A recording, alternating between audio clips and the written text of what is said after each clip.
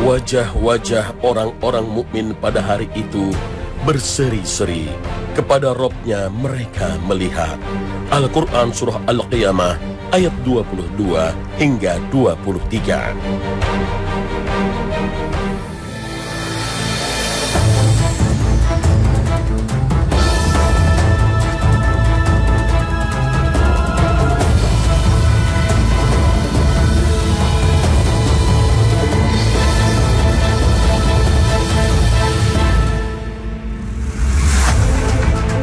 Assalamualaikum warahmatullahi wabarakatuh.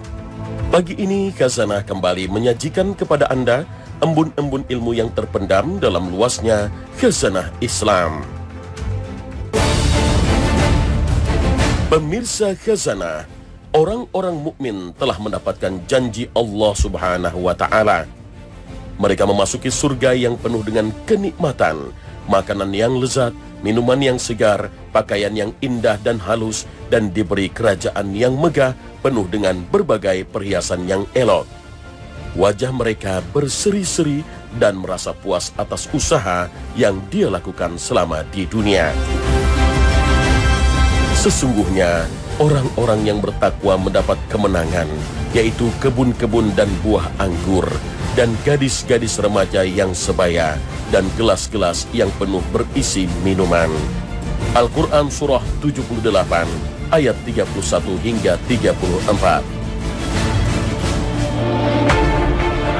Apa yang mereka raih dan dapatkan jauh melampaui angan-angan dan bayangan segala kenikmatan dan keindahan yang pernah dibayangkan di dunia. Itulah kenikmatan yang diraih oleh orang-orang yang taat kepada Allah Subhanahu wa Ta'ala, bernaung di bawah ridha serta kasih sayangnya. Namun semua kenikmatan yang telah dinanti-nantikan dan telah diraih serta dirasakan ini ternyata tak ada apa-apanya saat Allah Subhanahu wa Ta'ala memberikan kenikmatan tambahan. Masihkah penduduk surga mendapatkan tambahan kenikmatan lagi setelah apa yang mereka peroleh? Bagi orang-orang yang berbuat baik, ada pahala yang terbaik, surga dan tambahannya. Al-Quran Surah Yunus ayat 26. Dalam surat lain Allah Subhanahu wa Ta'ala berfirman, Lahum ma yasha'una fiha wa ladaina mazid.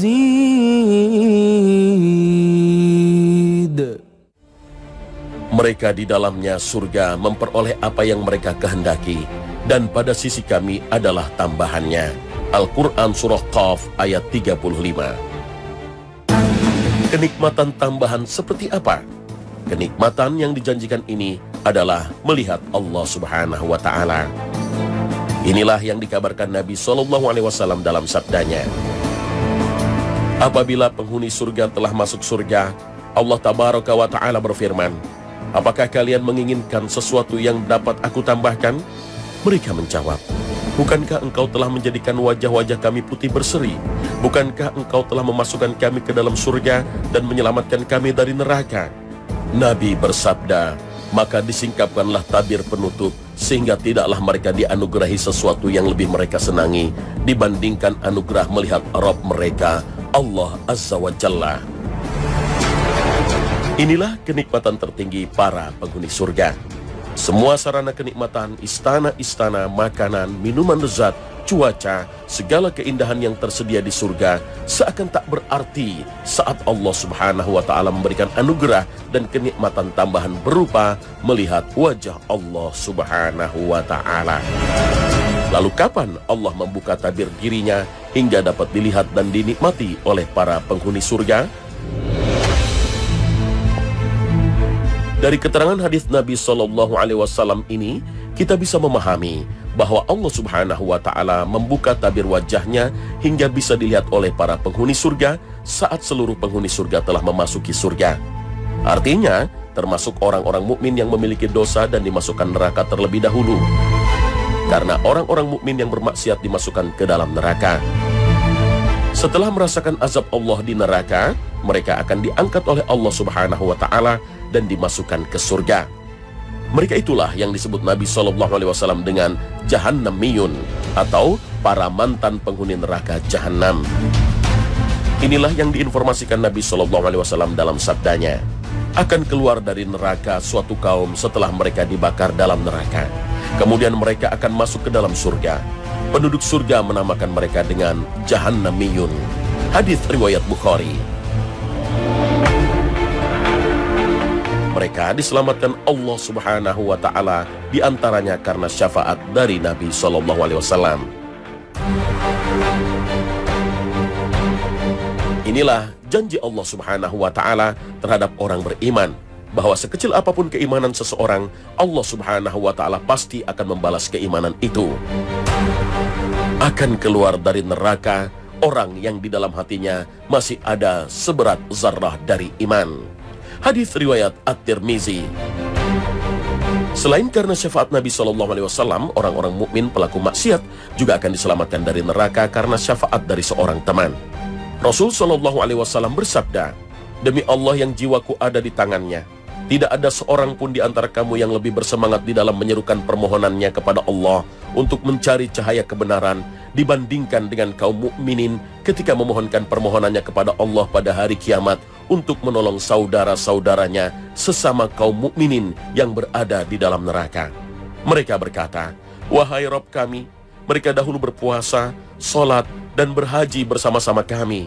Maka dikatakan oleh Allah kepada mereka, "Keluarkanlah oleh kalian dari neraka orang-orang yang kalian tahu." Maka bentuk-bentuk fisik mereka pun diharamkan bagi neraka untuk membakarnya.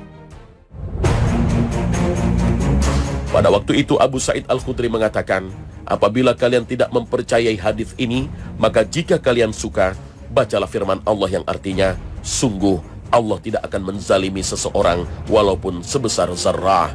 Dan jika ada kebajikan sekecil zarrah, niscaya Allah akan melipat gandakannya dan memberikan pahala yang besar dari sisinya." Al-Quran Surah An-Nisa ayat 40. Demikian seterusnya. Hadis riwayat Bukhari dan Muslim. Kelompok Jahannamiyun atau mantan penghuni neraka Jahannam ini sebelumnya disiksa di neraka sehingga wajah dan tubuh mereka hitam bagaikan arang. Oleh karena itu sebelum masuk surga mereka dibersihkan terlebih dahulu. Sahabat Abu Sa'id Al-Khudri radhiyallahu anhu berkata, mereka dinamakan di surga Al-Jahannamiyun karena hitamnya wajah mereka. Kemudian mereka berdoa, "Wahai Tuhan kami, hilangkanlah bekas ini." Maka mereka diperintahkan agar mandi di sungai surga dan bekas tersebut hilang. Hadis riwayat Ibnu Hibban. Dalam riwayat yang lain mereka juga mendapatkan kucuran air kehidupan dari penduduk surga. Rasulullah SAW bersabda, "Adapun ahli neraka yang menjadi penghuni kekalnya, maka mereka tidak mati di dalamnya dan tidak hidup. Akan tetapi orang-orang yang ditimpa oleh siksa neraka karena dosa-dosanya, atau Rasul bersabda, karena kesalahan-kesalahannya, maka Allah akan mematikan mereka dengan suatu kematian.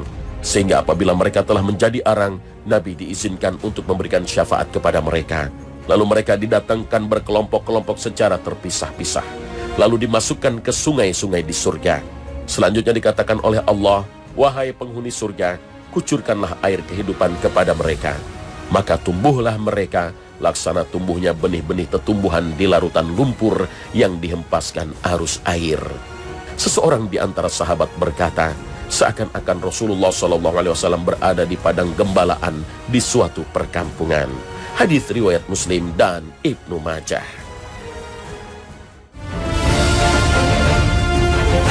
Pemirsa Khazanah, kenikmatan tertinggi yang diraih kaum beriman para penghuni surga dengan melihat Allah Subhanahu wa Ta'ala merupakan fakta yang benar-benar akan terjadi dan akan menjadi kenikmatan di atas kenikmatan. Inilah keimanan yang harus diimani seorang mukmin.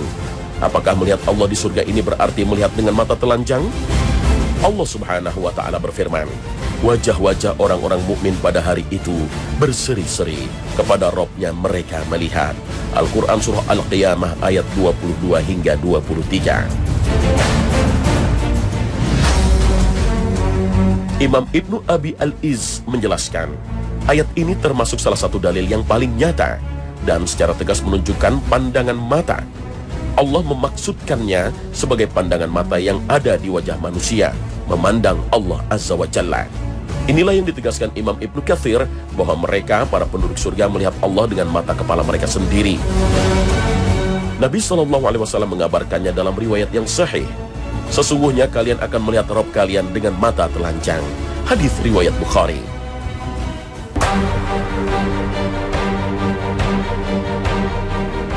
Masalah melihat langsung dengan mata kepala ini juga pernah ditanya oleh para sahabat Nabi SAW. Wahai Rasulullah, apakah kami akan melihat Rabb kami pada hari kiamat nanti? Rasulullah SAW balik bertanya, apakah kalian akan mengalami bahaya karena berdesak-desakan ketika melihat bulan pada malam purnama? Mereka menjawab, tidak wahai Rasulullah. Beliau SAW bertanya lagi, apakah kalian juga akan mengalami bahaya karena berdesak-desakan ketika melihat matahari yang tanpa diliputi oleh awan? Mereka menjawab, tidak wahai Rasulullah. Maka beliau bersabda, sesungguhnya begitu pula ketika kalian nanti melihat Rabb kalian. Hadis riwayat Bukhari. Pemirsa Khazanah, dengan segala keagungan dan kebesarannya, tak seorang pun di dunia ini bisa melihat Allah Subhanahu wa Ta'ala, Tuhan semesta alam, karena Allah Maha Gaib, tak bisa dilihat.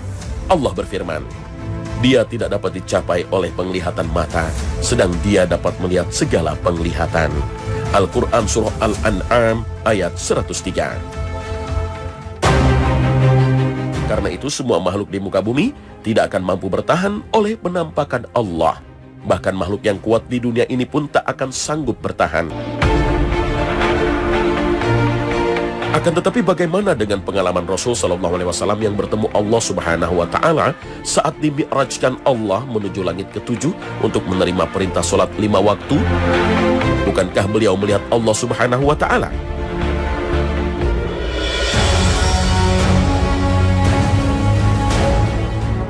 Imam Ibnu Abil Iz menegaskan bahwa tidak terdapat dalil tegas yang menyatakan Nabi SAW pernah melihat Tuhannya dengan mata kepala beliau. Sebaliknya terdapat dalil yang menunjukkan bahwa Nabi saat Mi'raj tidak melihat Allah secara langsung.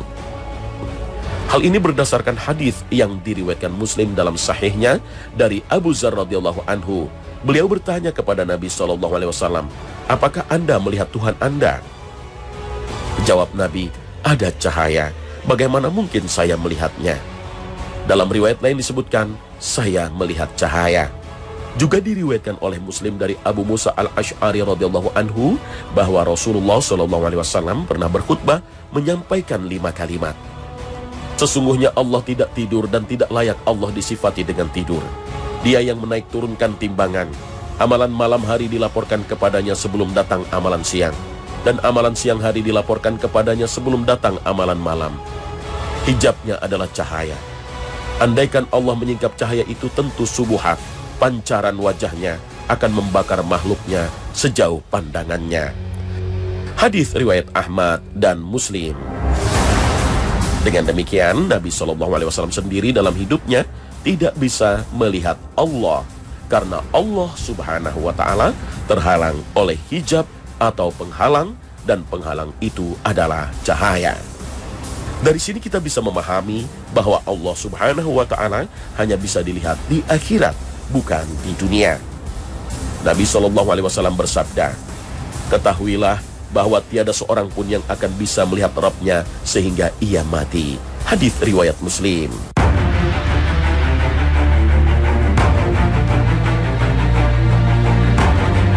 Pemirsa Khazanah, hidup di dunia seperti apapun kondisinya, senang, sejahtera, miskin, susah, semuanya ada ujungnya. Semua akan berakhir dengan kematian. Inilah kehidupan fana. Sementara di akhirat tidak ada batas, tidak ada akhirnya, dan kekal selamanya. Kekalnya hidup di akhirat ini ditandai dengan disembelihnya kematian. Bagaimana bisa terjadi? Padahal kematian adalah masalah maknawi yang tidak bisa dilihat dengan indera. Namun di akhirat, Allah Subhanahu wa Ta'ala menjadikannya sebagai sesuatu yang berbentuk dan dapat dilihat oleh indera. Rasul SAW bersabda, kematian didatangkan pada hari kiamat berupa seekor kambing hitam. Hadis riwayat Muslim. Inilah yang disampaikan Nabi SAW pada umatnya. Bila penghuni surga sudah masuk surga dan penghuni neraka masuk neraka, datanglah kematian berdiri di antara surga dan neraka. Kemudian disembelih. Lalu terdengar seruan, "Hai penghuni surga, kekallah, tidak ada lagi kematian. Hai penghuni neraka, kekallah, tidak ada lagi kematian." Maka bertambahlah kegembiraan penghuni surga dan bertambahlah kesedihan penghuni neraka. Hadis riwayat Ahmad. Bila Allah Ta'ala takdirkan kita hidup di akhirat dalam kesenangan abadi di dalam surga, tentulah ini suatu kenikmatan yang tiada tara dan bandingan. Sebaliknya, barang siapa yang ditakdirkan Allah Ta'ala hidup di akhirat di dalam penderitaan abadi, siksaan neraka tentulah ini suatu kerugian yang sungguh nyata dan mengerikan. Na'udzubillahi min zalik. Pantas bila Nabi SAW menggambarkan betapa tiada berartinya kesenangan dunia yang penuh kepalsuan jika dibandingkan dengan kesenangan surga yang hakiki. Bukan hayalan atau virtual, atau sekedar dongeng orang-orang terdahulu.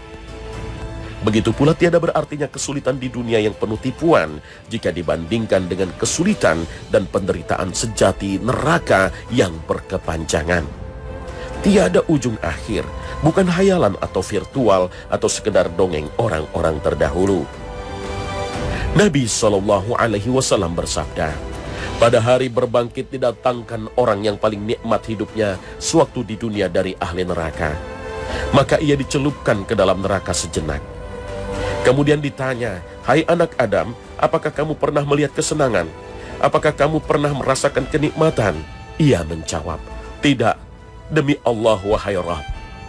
Lalu didatangkanlah orang yang paling sengsara hidupnya sewaktu di dunia dari ahli surga. Maka ia dicelupkan ke dalam surga sejenak.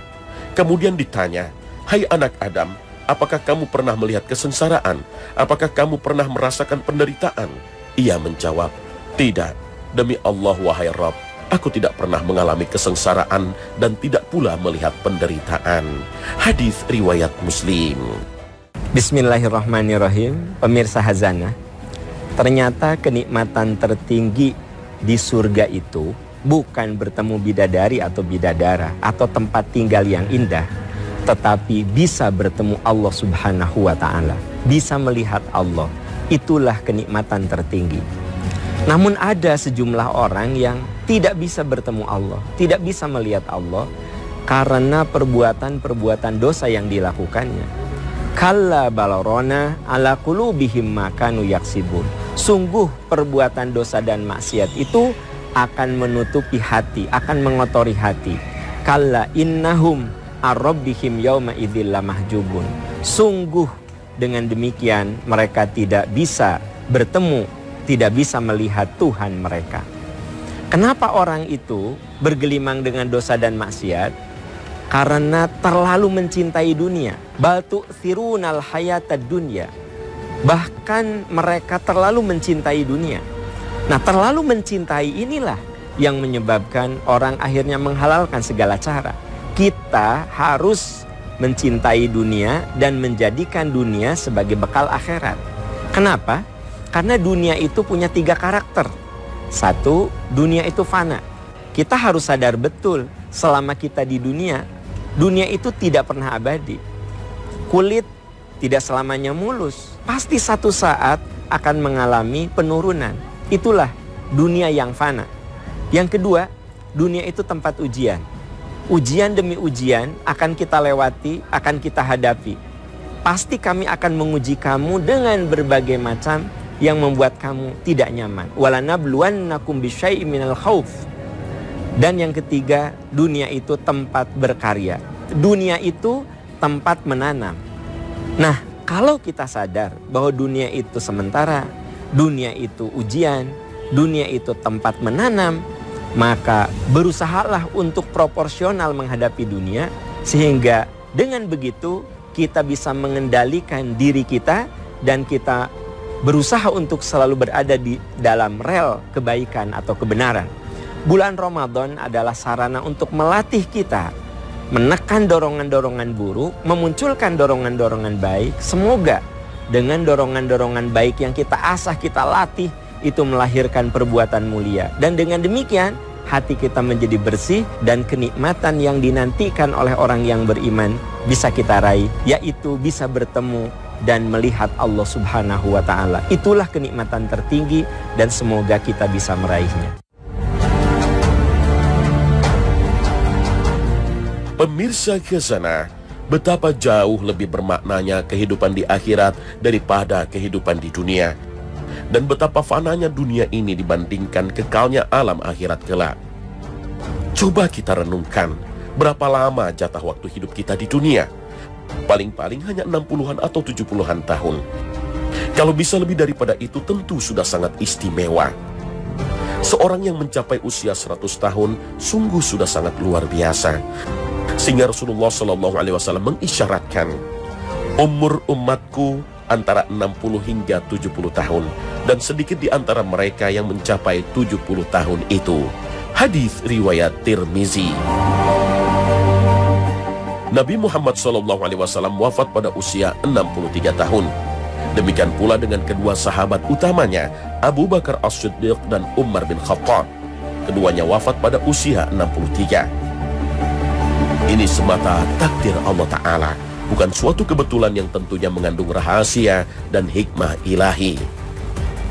Tidaklah dunia bila dibandingkan dengan akhirat, kecuali hanya semisal salah seorang dari kalian memasukkan sebuah jarinya ke dalam lautan, maka hendaklah ia melihat apa yang dibawa oleh jari tersebut ketika diangkat.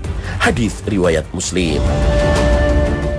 Oleh karena itu, Allah Subhanahu wa Ta'ala berfirman, hai orang-orang yang beriman, bertakwalah kepada Allah, dan hendaklah setiap diri memperhatikan apa yang telah diperbuatnya untuk hari esok, akhirat. Al-Quran Surah Al-Hasyr ayat 18. Nah pemirsa, sampai di sini akhir kebersamaan kita. Saksikan perjalanan abadi menyingkap tabir gaib pukul 5.15 waktu Indonesia Barat sepanjang bulan Ramadan hanya di Trans 7. Terima kasih atas perhatian Anda. Wassalamualaikum warahmatullahi wabarakatuh.